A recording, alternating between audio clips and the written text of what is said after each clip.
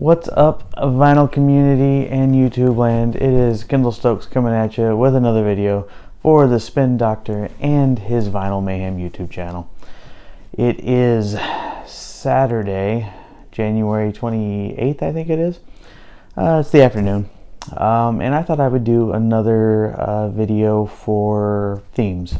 And I thought today's theme I would do albums that came out in 1973 that are celebrating their 50th anniversary this year. So happy birthday to these albums. I'm just going to talk about albums that I really enjoy.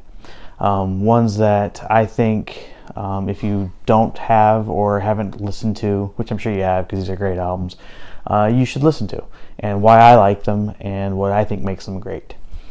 So there's going to be albums that I leave off this list. This list is in no particular order or anything, but these are albums that it's just my own list, nothing special, but these are albums that I think are great, and I'm going to talk about why I think they're great and why I think you should give them a listen, and that's it. So let's get started, shall we? First one I'm not going to spend very much time on because there's a million videos out there on this album, and so we're just gonna leave it at that. And it is, of course, Pink Floyd's Dark Side of the Moon. Everyone knows this album. It's their biggest selling album. It's one of the biggest selling albums of all time. It's a great album. It's actually not my favorite Pink Floyd album. Gun to my head, I would say my favorite Pink Floyd album is actually Wish You Were Here. This is a great album, though. Absolutely phenomenal.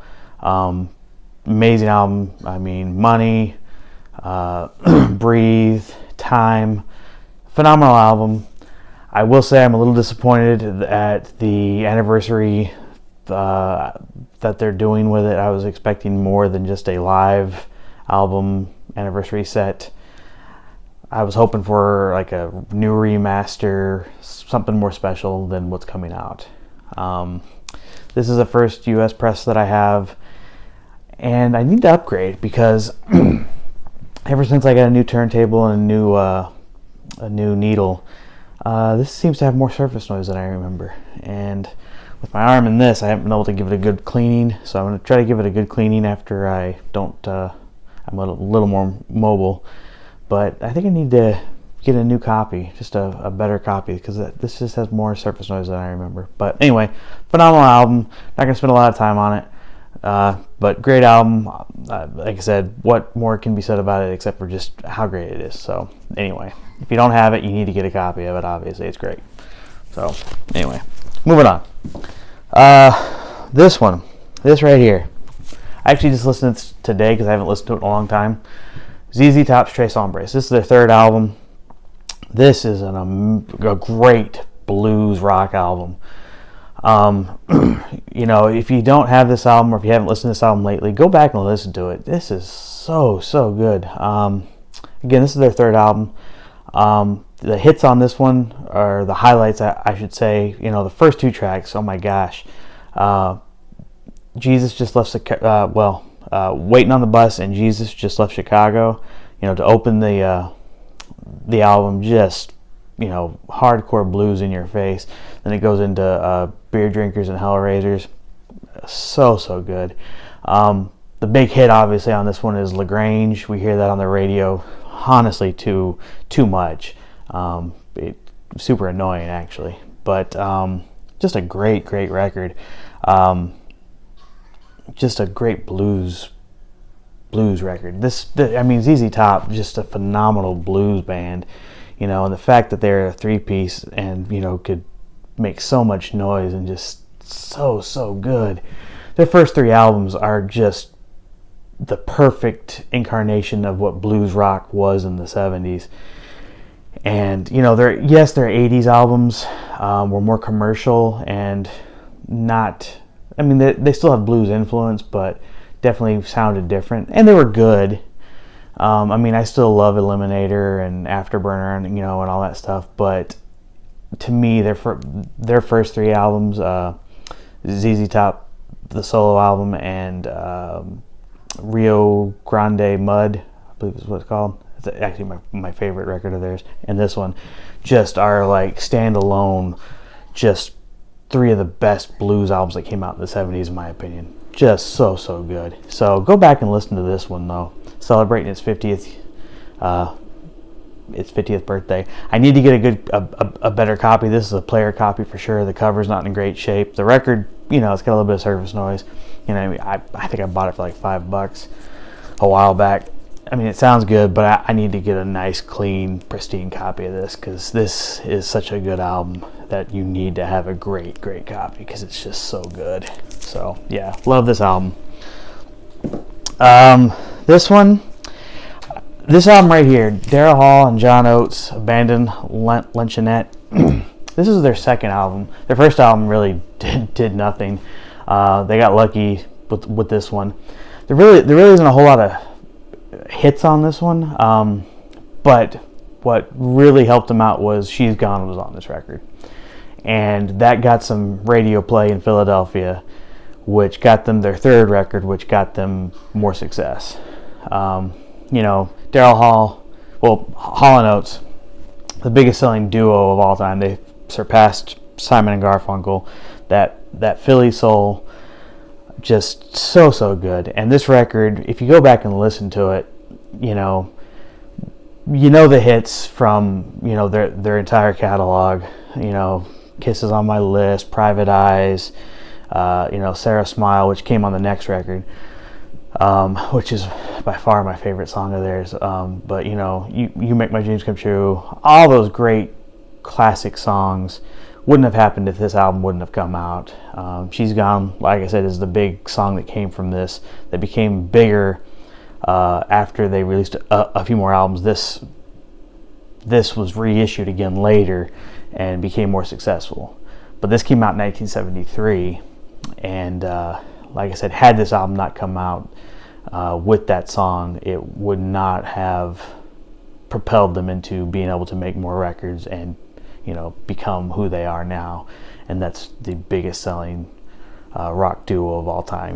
They surpassed the Everly Brothers, they surpassed Simon and Garfunkel, and they are rock and roll Hall of Famers and just one of the best duos ever to play music. And I love them. I think they are phenomenal. Love their style. I am a mark for Hall and Oates. I will go ahead and say it. Call it a guilty pleasure, I guess. I don't know. I think they're phenomenal, and this is a great record. Go back and listen to it if you haven't. Like I said, it doesn't really have a lot of their hits on it, but it's a great record. So, yeah. Let's see what's next. Oh, here we go. Led Zeppelin, House of the Holy.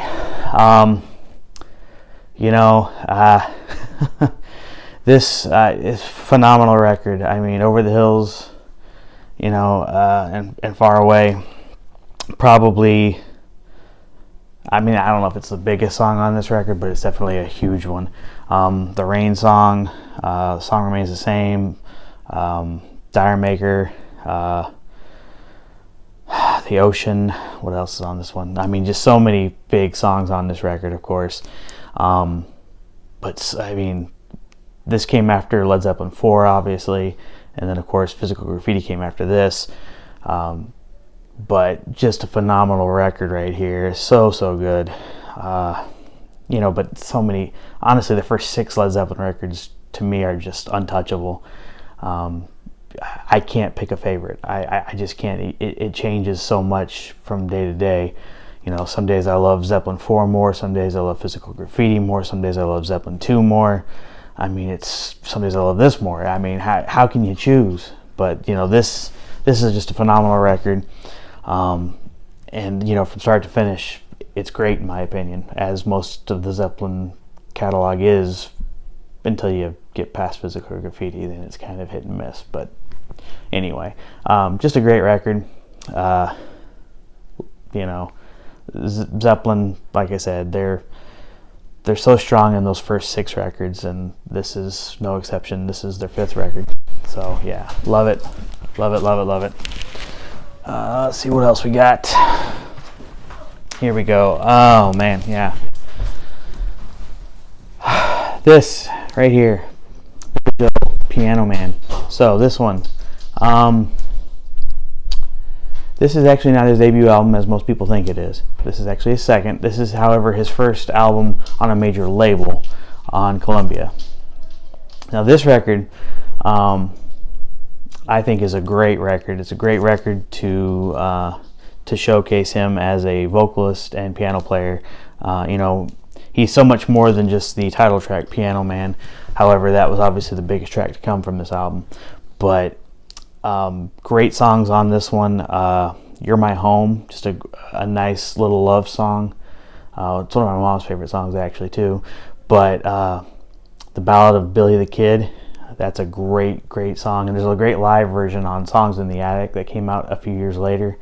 Even though the song has no historical accuracy, just a great tune. Telling the story of Billy the Kid, even though, like I said, no historical accuracy to it at all, but just a great song. But Captain Jack, my favorite song on this for sure. Just a song about the coming of age in the 70s and teenage adolescence.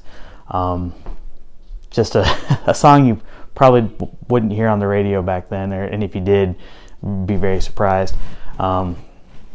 But just a great song. But just a great album. Billy went on to obviously make so many great albums afterwards, but this was a great start to his big time record deal, and just a great album in general. A lot of great stuff came after this, and this, was the reason why he kept making such great music, because this had such a great showing. Hard to believe this album's 50 years old. Billy's been around for a long time, and he's still, playing now. So, yeah. Let's see what's next. Oh, here we go. This one right here. One of my all-time favorite bands in my top 5, maybe my top 3. Queen. Self-titled. Man, what can be said about this band right here? Freddie Mercury, greatest frontman of all time. Sorry, I think it's true. Greatest vocalist. This one right here, Queen.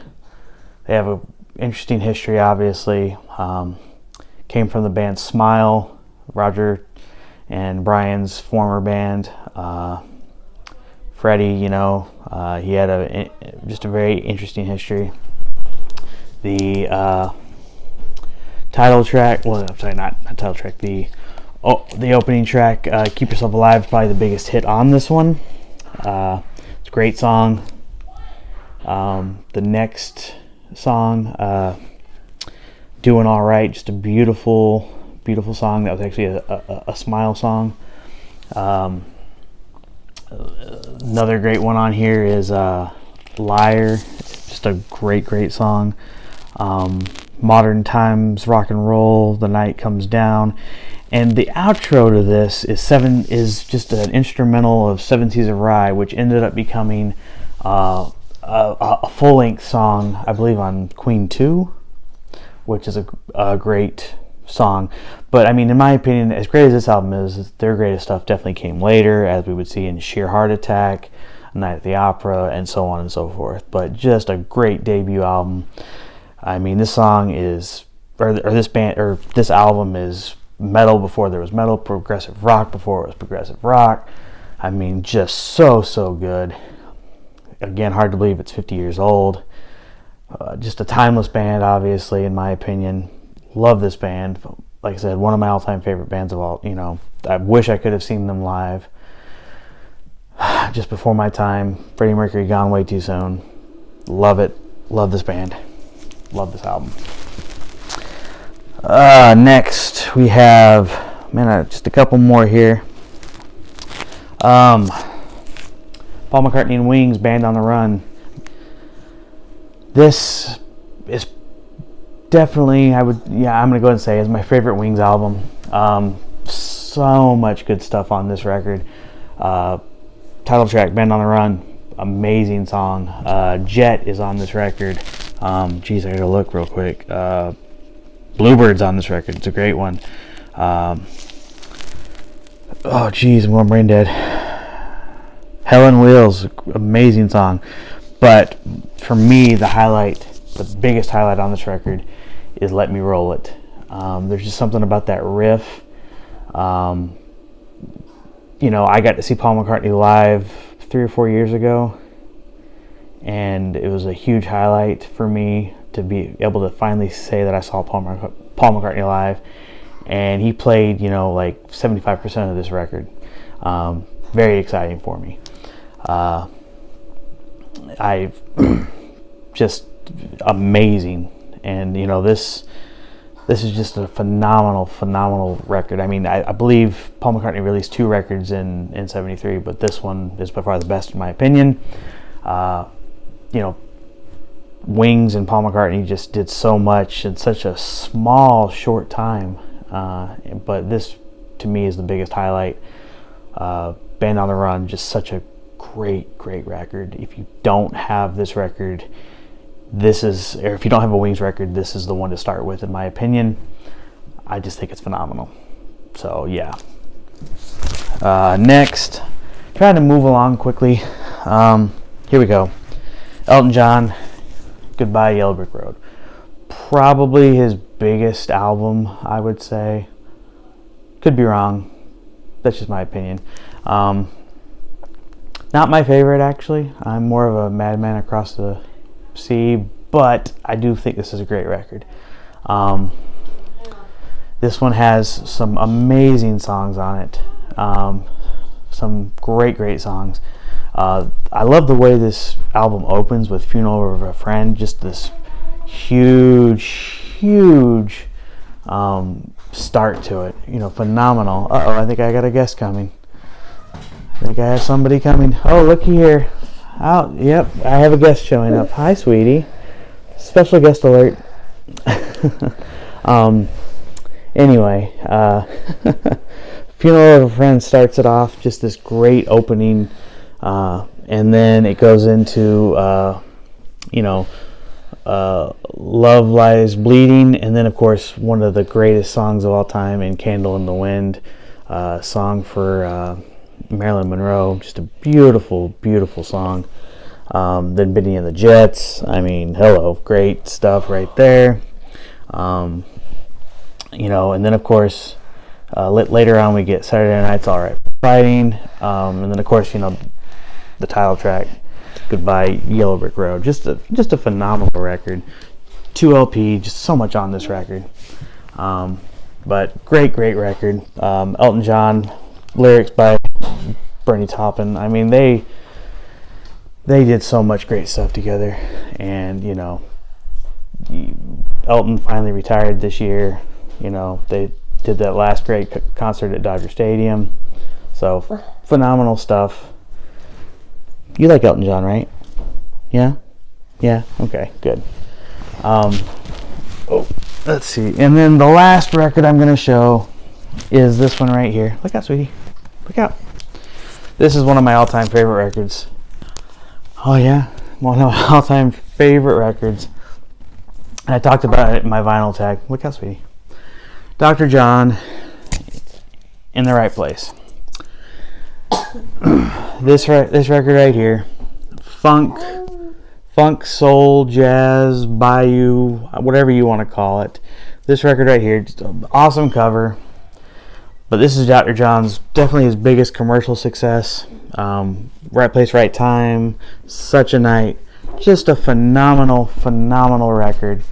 I hope this gets some. That was Ashley. Look out, sweetie. I hope this gets some kind of an anniversary release. Honestly, I hope all the records I show get some kind of a release. But love this record. Okay. Love this record. The Meters are his backing band. The Meters are great soul funk band. Can't say enough about them. They played with him, I believe, on the next record as well. But this is just a phenomenal record. So good.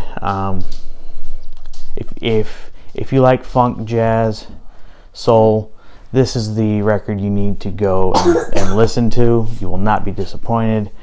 Dr. John, again, you know, he in my opinion, was the inspiration for Dr. Teeth and the Electric Mayhem for the Muppets, which is the inspiration for the name for my YouTube channel, The Spin Doctor and His Vinyl Mayhem. So little trivia there. You know, the Spin Doctors were not the inspiration for the name of my channel. So anyway, that's what I got for you today, guys. I hope you enjoyed it. You know, leave me a comment, leave me a thumbs up, leave me a like. Let me know what albums you like from 1973, whether it was one that I showed or one that I didn't show. What are some of your favorite albums from that year that are celebrating birthdays? Because I know I left a lot of stuff off of my list, but that was just my list. So let me know, because I know there's plenty of still great stuff out there that I didn't share. But anyway, hope you guys have a great weekend and Saturday. Talk to you guys later. Peace. Love you guys. Bye.